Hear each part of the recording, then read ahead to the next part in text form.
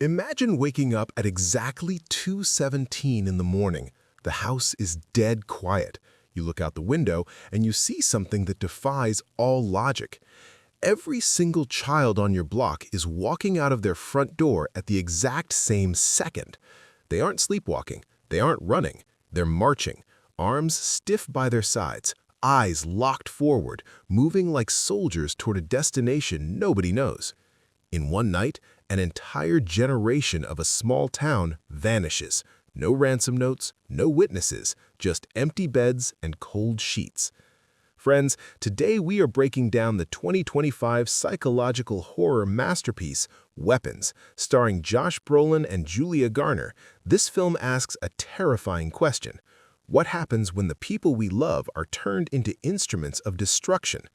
And stay hooked, because by the end of this video, we're going to reveal the why behind the vanishings. And trust me, the answer is way more disturbing than just a simple kidnapping.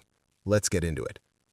Our story begins with the town of Maybrook. It's your classic nothing bad ever happens here community. We meet Justine, a third-grade teacher who genuinely loves her students, even if her personal life is a bit of a mess. She's struggling with the bottle and nursing a broken heart, but in the classroom, she's a star.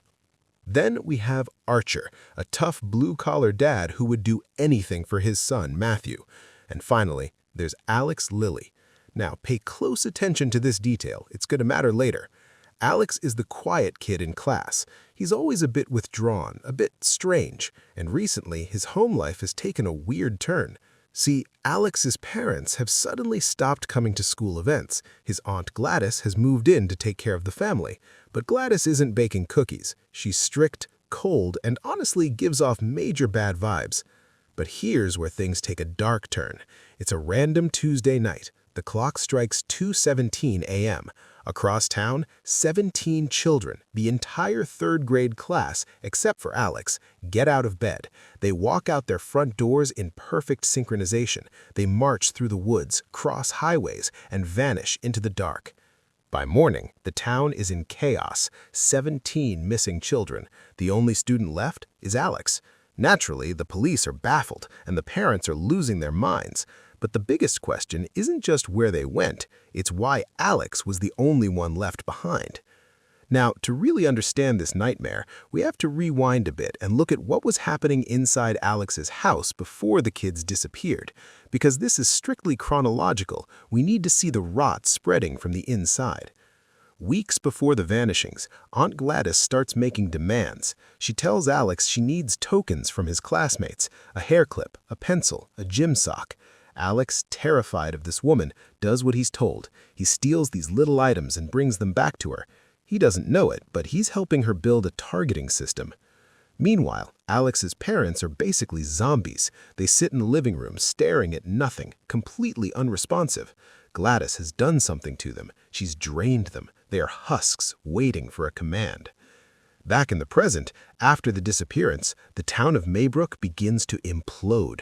The police are useless. They blame Justine, the teacher. They think she knows something because she was the last adult to see them all together. The school board suspends her, and the town turns her into a pariah. Justine spirals hard. She starts drinking heavily, trying to numb the guilt, but she can't shake the feeling that something supernatural is at play. She starts having these vivid waking nightmares about the children running in the woods. Meanwhile, on the other side of things, Archer isn't waiting for the cops. He's a father on a warpath. He starts his own investigation. He maps out the routes the children took, and he realizes they all converged on one specific neighborhood. But every time he tries to bring this to the police, they dismiss him as a grieving, crazy dad. Speaking of the police, we need to talk about Paul. He's a local cop and Justine's ex-boyfriend. He's not a bad guy, but he's weak. He crosses paths with a local junkie named James. Paul, stressed out and angry, beats James up pretty badly during a routine stop. To cover his tracks, he lets James go, hoping the guy will just disappear. But here's where it gets really interesting. James, bruised and desperate for cash, decides to rob a house. He picks a place that looks quiet, too quiet. He breaks into, you guessed it, Alex Lilly's house. James creeps inside, thinking he's scored an easy target. He finds Alex's parents sitting in the dark, totally catatonic. He waves his flashlight in their faces. Nothing. It creeps him out, so he heads to the basement to check for a safe. What he finds down there stops his heart. The missing children, all 17 of them, standing in the dark, silent, motionless, just like Alex's parents. James freaks out. He scrambles out of the house, terrified, and runs straight to the police station. But bad luck strikes. Paul sees James approaching the station. He thinks James is coming to report the beating from earlier, so Paul intercepts him. He throws James into the back of his squad car and drives him out of town, refusing to listen to a word James is saying about the kids in the basement. Now, while this chaos is happening, the school principal, Marcus, gets a visit. Aunt Gladys walks into his office. She's there to complain about Justine harassing her family, but there's something off about her. She offers Marcus a drink of water. This is the moment that changes everything. Gladys pulls out a small twig wrapped in hair. She snaps it. Instantly, Marcus's eyes go black. He loses all control. He is no longer a principal. He is a weapon. Gladys whispers a command: "Clean up the mess." Marcus leaves school and drives straight to Justine's house. He tries to run her off the road. It's brutal. Justine barely escapes, her car flipping into a ditch. Archer, who has been trailing Justine, thinking she might lead them to the kids, sees the attack.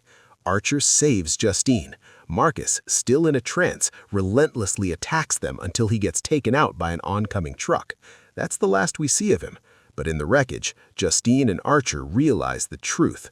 Marcus was being controlled, and the trail leads back to the only kid left behind, Alex.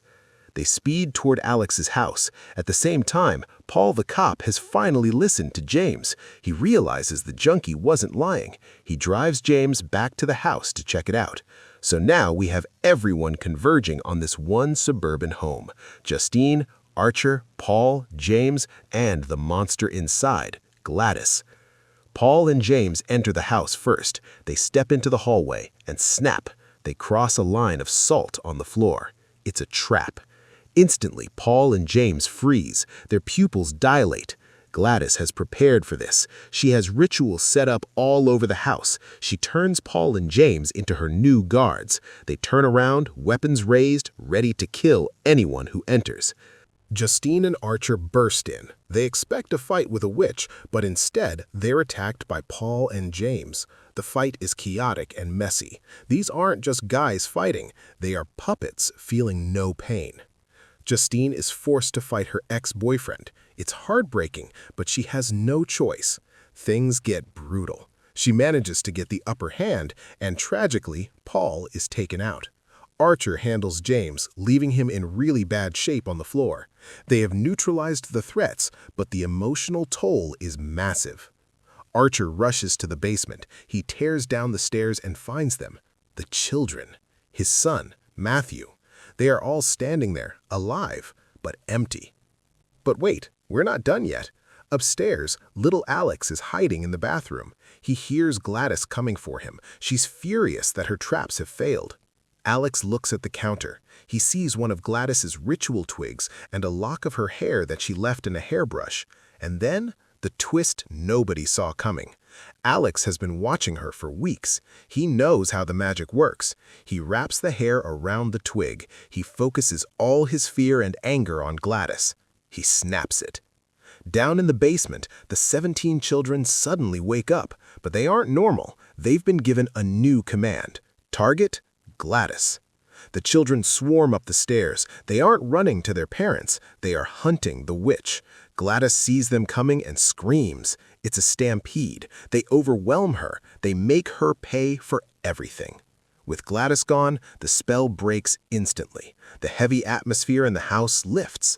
The children collapse, confused and crying, finally waking up from the nightmare. Archer finds Matthew. They embrace. Justine finds Alex, who is trembling in the bathroom. It's over. So why did this happen? The twist is that Gladys was a vampiric entity. She wasn't just kidnapping kids, she was using them as batteries. She drained their youth to extend her own life, and she used adults as weapons to protect her food source. The film is a dark metaphor for how the older generation sometimes consumes the future of the younger generation to sustain itself. And that, folks, is how it all ends. The families are reunited, but the scars will last forever. Alex's parents are sent to a mental institution, their minds too broken to recover. This leaves us with a tough question. Alex had to turn his classmates into killers to save them. If you were a scared kid in that situation, would you have done the same thing? Or would you have tried to run? Let me know in the comments. Hit that subscribe button and check out this video next. It's another mind-bending horror you don't want to miss. Thanks for watching, and sleep tight.